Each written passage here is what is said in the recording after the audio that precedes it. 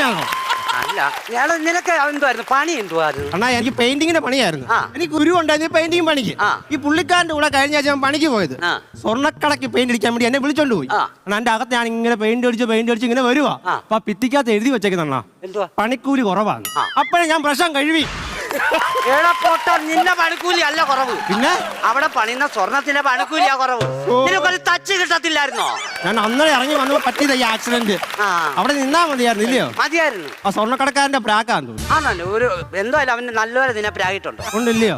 അണ്ട് കാലം എന്താ പറ്റിയത്? എന്റെ എടാ എനിക്ക് സത്യം പറഞ്ഞ മറവി, ഭയങ്കര മറവിയാ. ഇപ്പൊ എന്തോ ചോദിച്ചേ? അവന്റെ കാലിന് എന്താ പറ്റിയതാ? കാലിന് എന്റെ പെണ്ണുമ്പിള്ള പറഞ്ഞ് ഞാൻ വെള്ളം അടിച്ചിട്ടൊന്നും അലമ്പാന്നു. ആണോ? ആയിരിക്കും, ഞാൻ മറന്നുപോയില്ലയോ? അപ്പൊ ഞാൻ എന്തോ ഒരു ദിവസം ഞാൻ ഓർത്ത് ഇനിയും ജീവിച്ചിട്ട് കഥയില്ല, ചത്തുകളയാ. ഞാൻ പറമ്പിൽ പോയി ഒരു ആഞ്ഞിലി ഉണ്ട് ഞങ്ങൾക്ക്, ചൂട് മൊത്തം